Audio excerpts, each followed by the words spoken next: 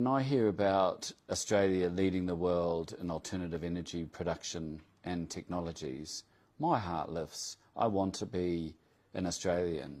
I became a citizen in 2013, and on that year I got burnt out by my first fire.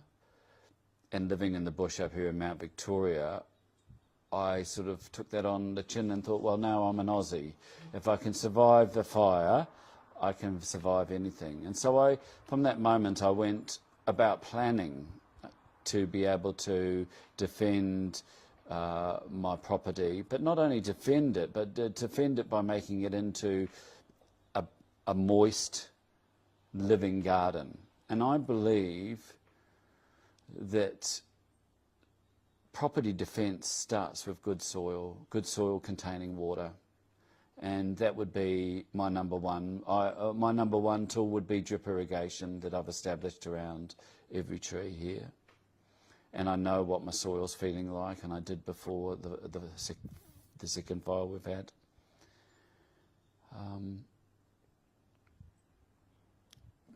Giving up was never an option after the second fire. It was a lot more intense than the first fire. And I think all that intensity was brought on by a dry property without the defences we've put on. When you walk in on the property, you feel like there hasn't really been a fire, and it's not until you go around the perimeter and you see the whole 360 perimeter has been eaten by the fire. And that a few places that were going to improve, it did enter. But otherwise, we managed to defend the property. And it all started with the garden. And it's funny that I can look at the fire that's passed for us and what are the consequences to my garden.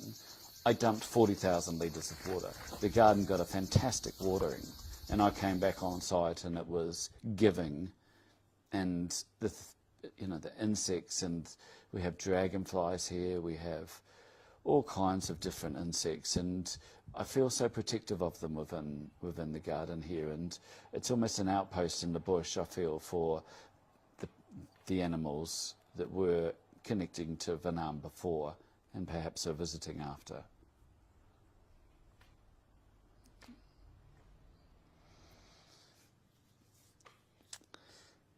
One of the costs of the fire was wildlife. I really felt that. We've been out walking, and when we walk, we take a container with water and carrots. We'll come across wombat poo in the forest, and I don't know where they got that poo from because there's nothing around. But we'll look for a hole or, just a place that would be obvious and put carrots down and some water in a bowl to be collected some other time. And just keeping the property green, we saw animals taking refuge, birds, and insects and lizards. We know our 2 blue tongues are safe. These things mean a great deal. I'm so grateful for the property and the RFS that came to help and slow the spread of the fire in the beginning and take the heat out of it. I think we need to embrace alternative energies and alternative ways of living. And, just when it gets down to the nuts and the bolts of harvesting grey water, at one stage, because our guests here provide us with our grey water, which we use for irrigation, so we've missed them for the Christmas break, and they're coming back, and we'll then go into an irrigation program with our grey water. But I was thinking, where would there be a place within the community that I live in, either at the mountains or down in Penrith, perhaps, that they have grey water available explicitly for irrigation. And I think it's on those levels that we need to start really engaging and making available.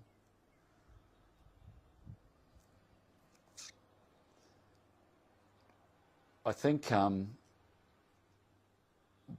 one of the places that I really resonate with is the engagement with the natural world, and not an easy life. I think if you're sold an easy life, you're going to end up having bushfires. I think engaging with the practical world is so rewarding it's, I wouldn't say, it's mundane or it's hard or any of those things. We're very physical beings, and I think we miss those. And in the absence, we see difficulty within our community and cultures. And instead of slow cooking, I think coming down to a really slow life and washing with just a small bowl and then using that water to water your plants, just small minimal things which I think help to create a practice within yourself and an awareness within yourself about how you should be using resources and how valuable they are. I think water is the Australian currency.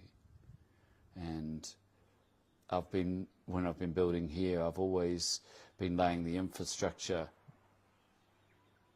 beneath the building to be able to run a sustainable property. I see all water that comes on the property as really valuable, and we use it a couple of times through our grey water and then the black water.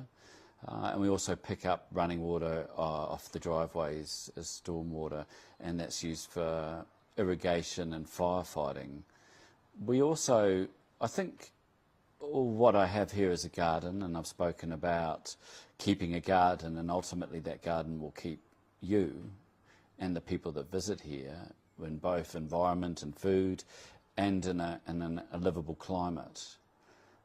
I think to be a gardener you've got to be an optimist, and I really, really feel that needs to be propagated, because without optimism we don't have half of our engines running, I don't think.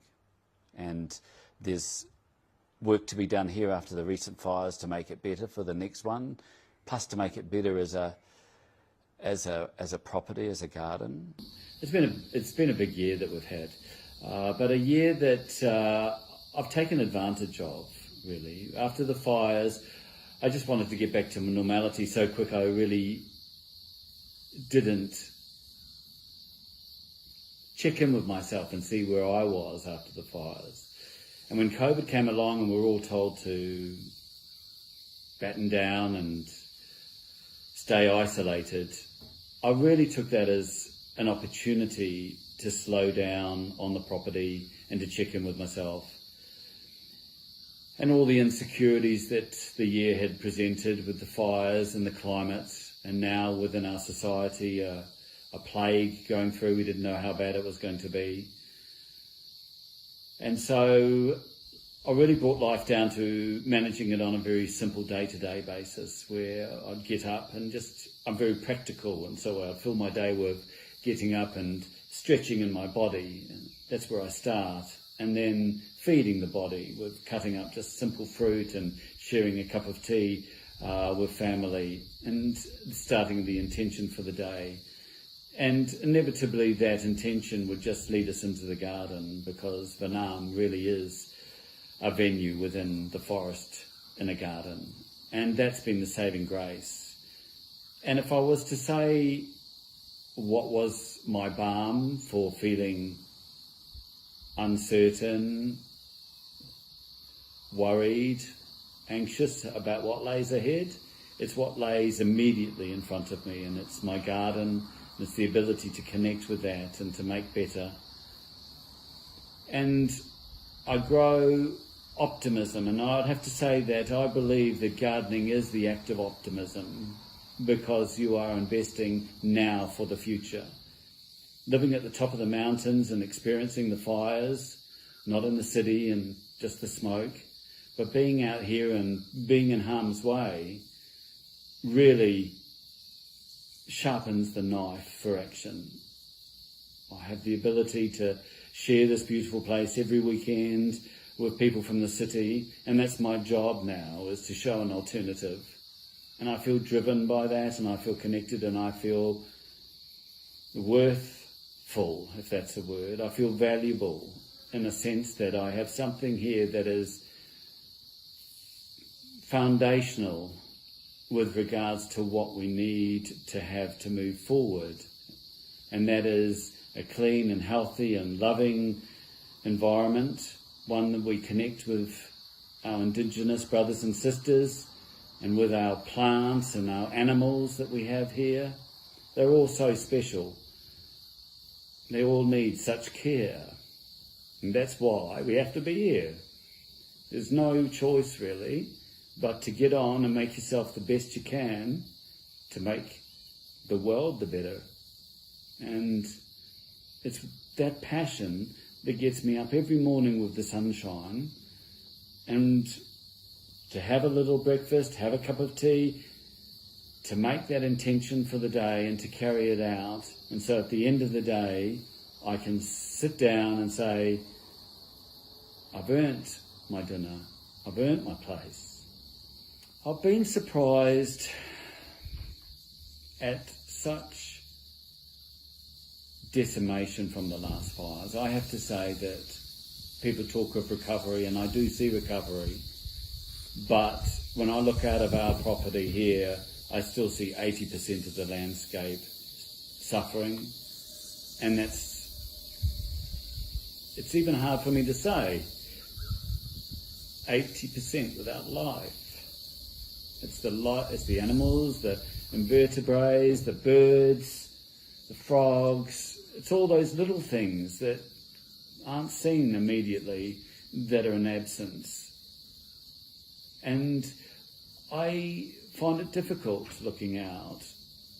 And if I drive specifically down the Bell, I see landscape that is nowhere near recovering.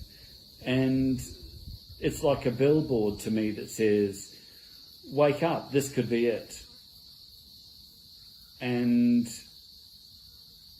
then I come home to the place where I have the ability to work from and to make better, and I see the difference that you can make. I've been, in my mind, looking at what I could simply convey to someone, perhaps if I was to condense it down to one word, what was that I was trying to protect. And I would have to say that it's come as the canopy.